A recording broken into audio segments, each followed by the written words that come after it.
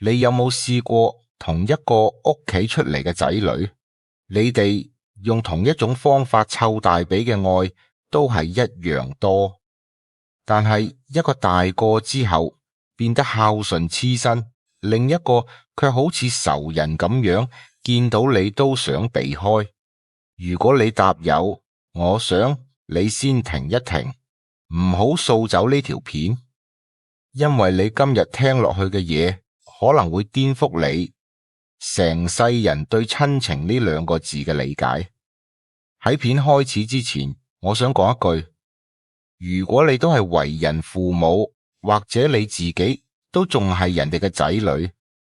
麻煩你手指按一下訂閱掣，因為呢一集之後，我會陸續解開兄弟姊妹、夫妻婆媳呢啲你屋企每日都會遇到嘅關係謎團。你唔想中途錯過任何一集。呢件事係我最近喺一次機緣巧合之下，親耳聽一位隱修多年嘅老法師講嘅。佢望住我，講咗一句說話：你以為仔女係你今世嘅骨肉，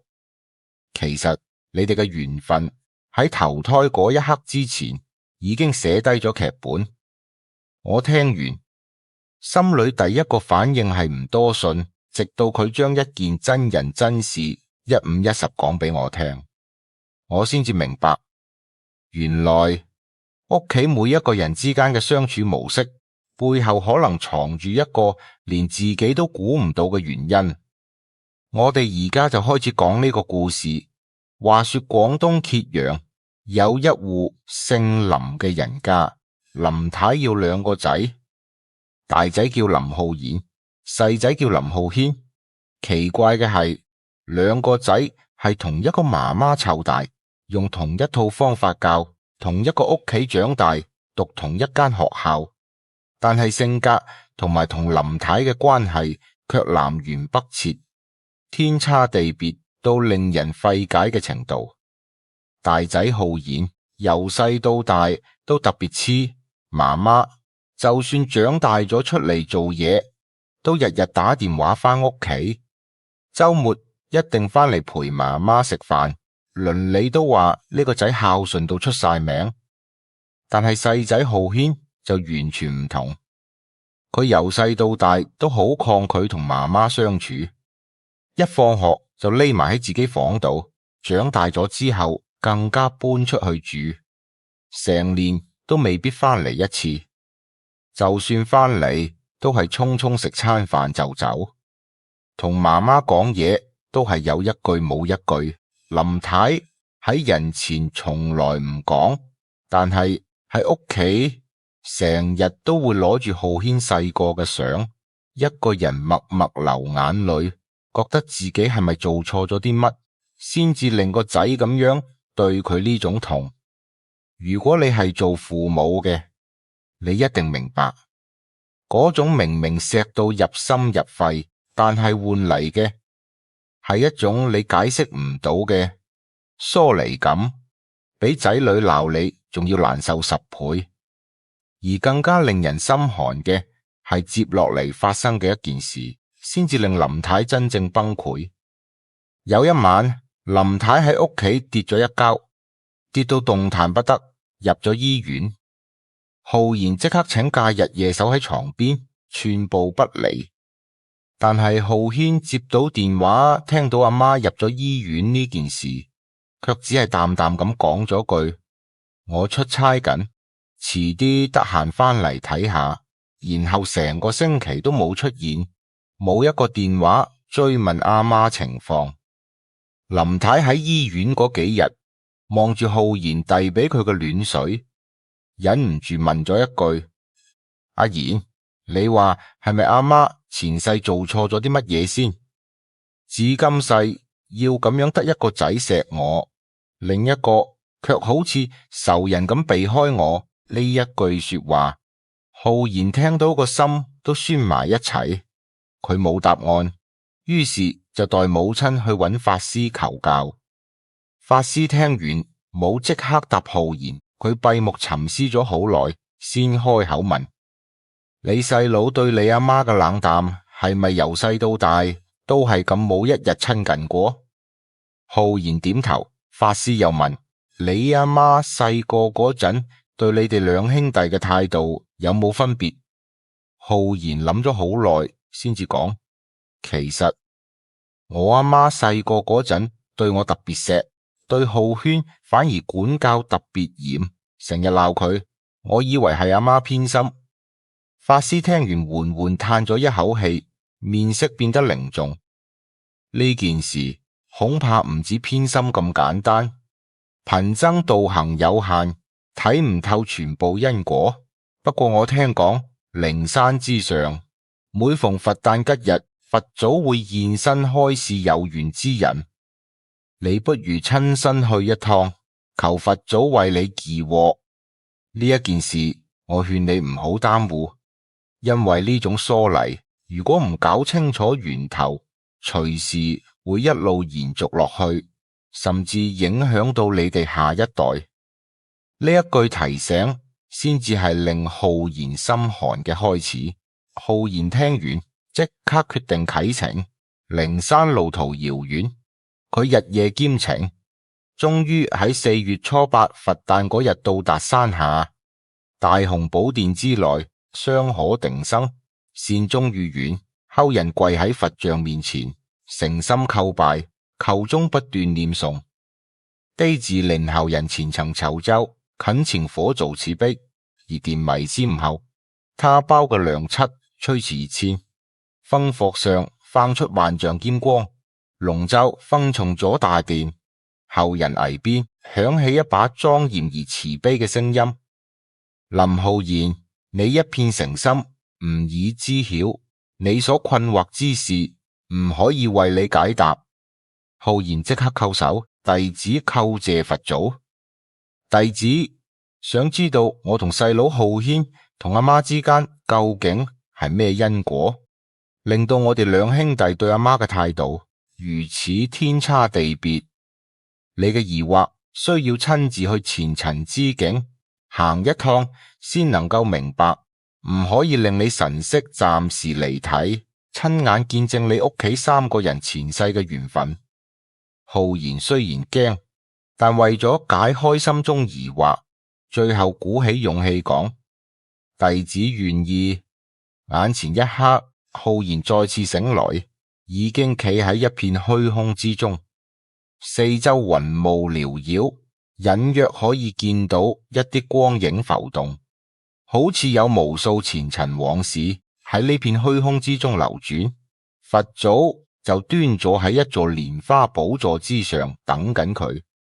林浩然，你既然誠心求問，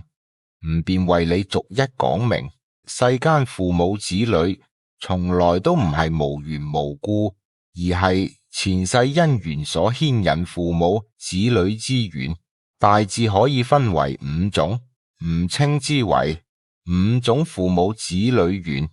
你且細心觀看，自能明白你屋企3個人嘅前塵糾葛。聽到最後，你會知道你屋企嘅答案遠比你想象中複雜。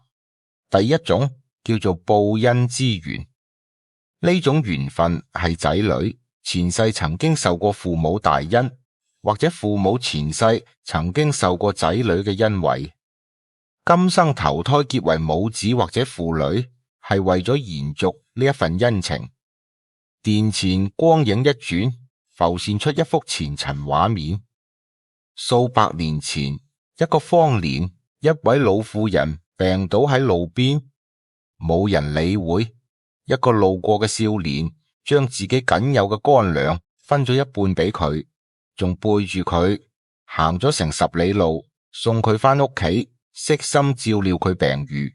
老婦人一世人都掛住呢份恩情，臨終之前發願來世一定要做返呢個少年嘅母親，好好痛錫佢一世人。呢一對今生投胎老婦人做返媽媽，少年做返仔。今生媽媽對呢個仔百般疼愛，呵護備至，唔知就裏嘅人只會話呢個媽媽癡心一片。殊不知呢一份疼愛其實係前世恩情嘅延續。佛祖對浩然講，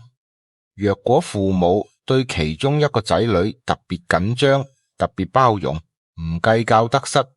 呢種好多時就係報恩之緣。浩然聽完，即刻諗起自己，佢由細到大，阿媽都對佢特別緊張，心裏略略一動，但佢知道自己嘅疑惑重點喺浩軒身上，佢忍唔住問，弟子想知第二種係咩？第二種叫做討債之緣，呢種緣分係仔女前世欠咗父母嘅債，或者父母前世欠咗仔女嘅債，今生結為母子或者父女，係為咗償還呢一筆前世未清嘅債。畫面之中浮現出另一幕前塵，一個放高利貸嘅商人對一個窮困嘅佃農催收逼債，毫不留情，搞到佃農家破人亡。佃農臨終前滿心怨恨，發誓來世一定要對方10倍奉還。今生呢個佃農投胎做仔，呢個商人投胎做母親。仔今生對母親諸多要求，無論母親點樣付出，佢都覺得唔夠，成日問屋企攞錢。母親拼命賺錢俾仔使，仔卻永遠都唔滿足。呢一種相處模式，表面睇落係仔貪心，實際上係前世嘅債務，一筆一筆喺度慢慢清還。佛祖講道，若果父母對某一個仔女無論點樣付出都填唔滿佢嘅要求，甚至令自己傾家蕩產都在所不惜，呢種就係討債之緣，償還咗呢段緣分自然會盡。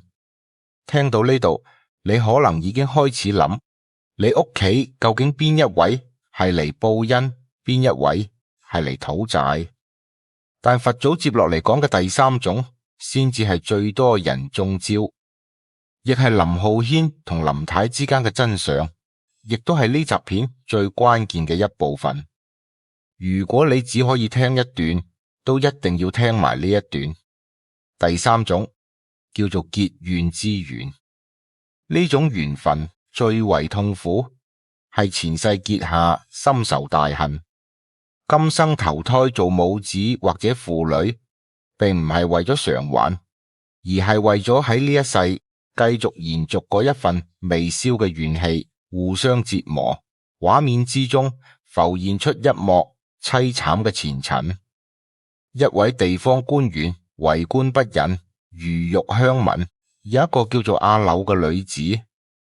佢老公因為交唔起苛捐雜稅，俾呢位官員下令拉咗去坐牢，冤死獄中。阿柳告狀無門，最後含恨跳河自盡。臨終前對天發誓，來世一定要令對方嘗盡呢一世嘅痛苦。呢兩個人今生一個投胎做母親，一個投胎做仔仔。今生一見到母親，就會有一股講唔出嘅抗拒同疏離。明明冇乜深仇大恨，但係就係好難親近，好似有一種無形嘅牆橫喺兩個人之間。母親越想親近，仔就越想逃避。呢個正正就係前世結下嘅怨氣喺度作祟。佛祖沉聲講道：林浩然，你細佬浩軒同你阿媽嘅緣分，正正就係呢一種結怨之緣。浩然大驚，連忙叩首求佛祖明示，弟子細佬同阿媽前世究竟結咗咩仇怨？畫面之中慢慢浮現出一段清晰嘅前塵往事。大約300年前，林太前世係一位地方官員，叫做陳文昌。陳文昌為官不仁，有一個叫做阿柳嘅女子。佢老公因為交唔起苛捐雜稅，俾陳文昌下令拉咗去坐牢，冤死獄中。阿柳告狀無門，最後含恨跳河自盡。臨終前發誓，來世一定要令陳文昌嘗盡呢一世嘅痛苦。呢一個阿柳就係你今生嘅細佬林浩軒，呢一個陳文昌就係你阿媽林太。佛祖講道，你細佬對你阿媽嘅疏離同抗拒，正正係前世佢對你阿媽嘅怨恨喺度反噬翻嚟，一半係你阿媽嘅業力自作自受，一半係佢帶住怨氣嚟討回公道。浩然聽到呢度已經跪喺地上，渾身顫抖。弟子懇請佛祖明示，呢個結怨之緣可有化解之法？佛祖冇即刻回答，反而問咗佢一條問題，而呢條問題先至係全集最令人心寒嘅一部分。林浩然，你可知道你阿媽每一次望住浩軒細個嘅雙流眼淚嗰陣，浩軒喺自己屋企，其實同樣夜半驚醒，唔明白點解自己對母親總係有一種講唔出嘅抗拒。佢自己心裏其實一樣好辛苦。浩然一聽如遭雷擊，佢從未諗過呢一段疏離，原來唔止折磨緊阿媽一個人，浩軒自己一樣困喺呢一段解唔開嘅心結入面，同樣痛苦。佢哋兩個人其實一直都喺度互相折磨緊，卻又互相唔知道對方嘅痛。呢個就係結怨之緣最可怕嘅地方。佢唔只會消耗母子二人，仲會拖累下一代，令怨氣代代相傳。呢個惡性循環，如果唔喺你哋呢一世斬斷，恐怕會延續到浩軒嘅仔女身上。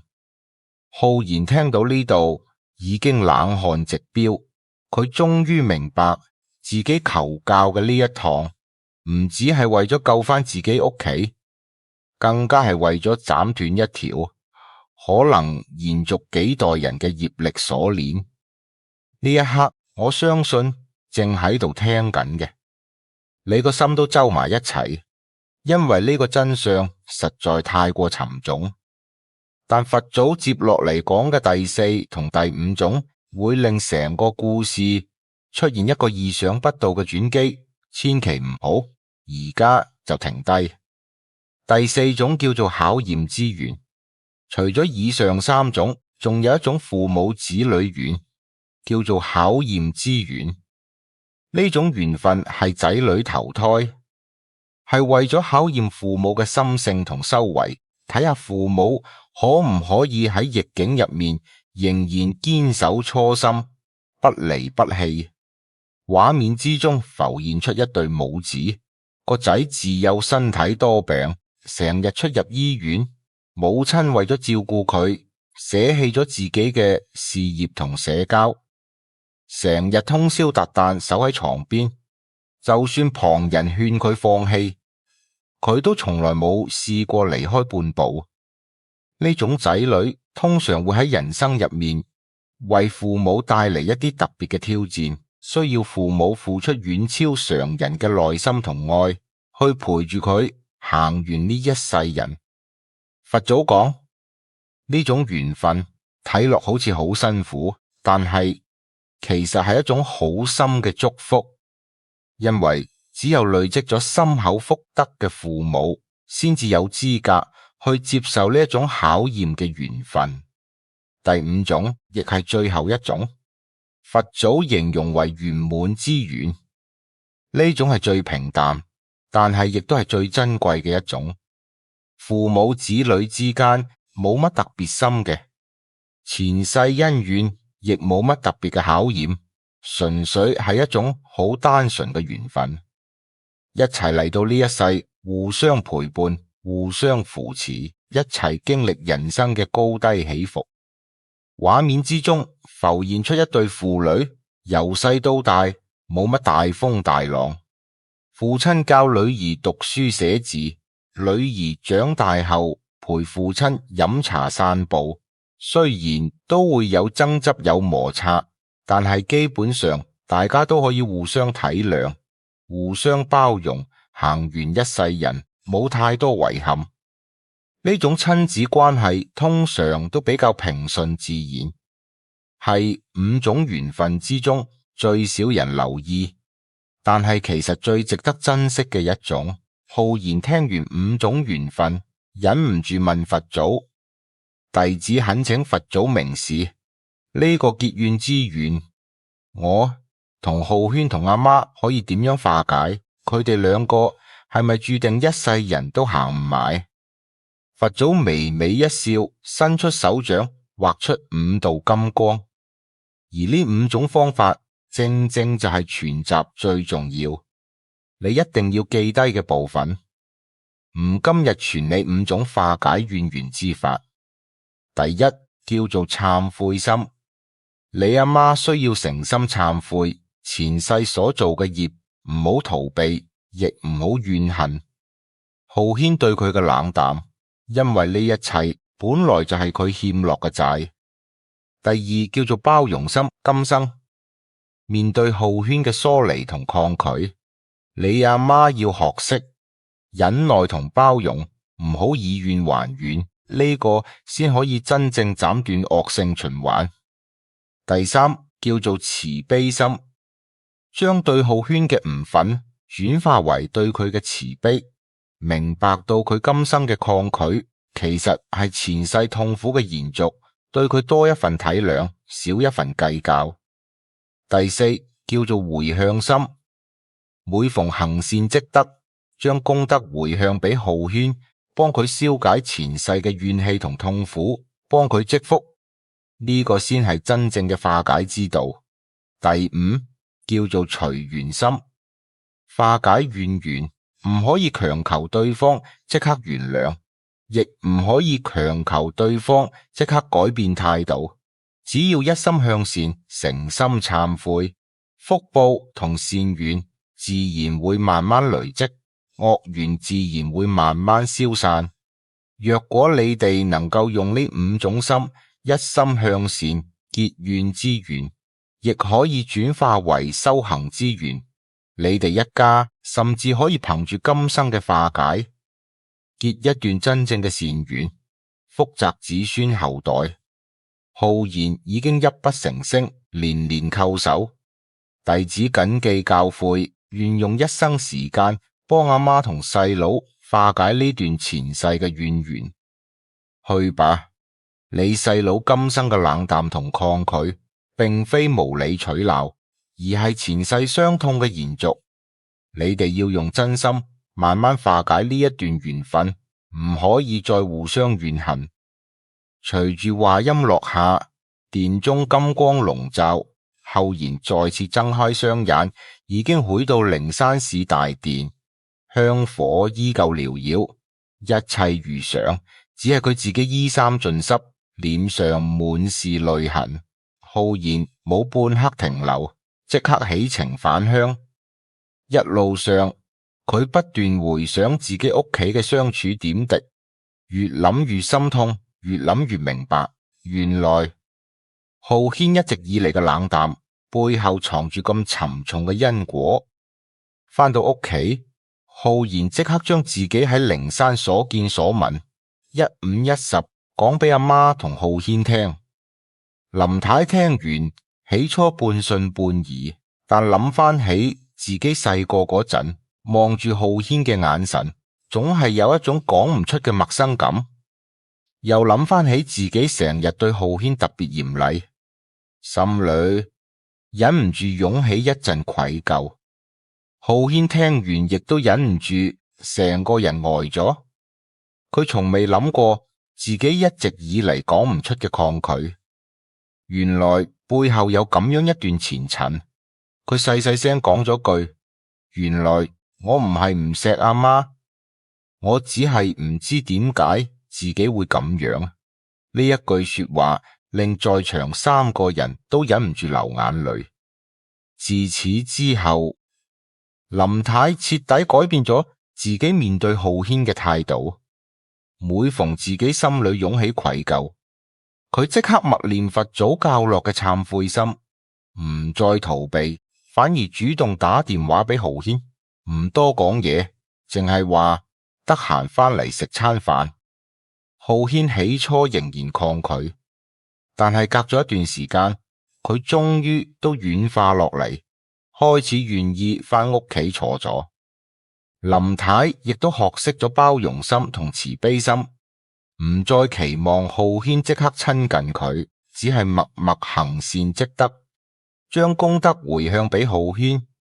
願佢消解前世嘅怨氣。日子久而久之，浩軒返屋企嘅次數雖然仍然唔多，但係開始慢慢增加，同阿媽嘅對話亦都開始多咗幾句。一開始屋企嘅相處仍然有啲別扭，舊有嘅隔閡唔係一時三刻可以改晒，但一家人都堅持住呢一份誠心，遇到尷尬位嗰陣都會互相提醒，呢個係前世嘅緣，我哋而家係嚟化解，唔係嚟延續嘅。10年之後，林太同浩軒之間嗰一股講唔出嘅疏離感竟然慢慢消散，取而代之嘅係一份好深好深嘅默契同體諒。最令林太安慰嘅係，有一年母親節，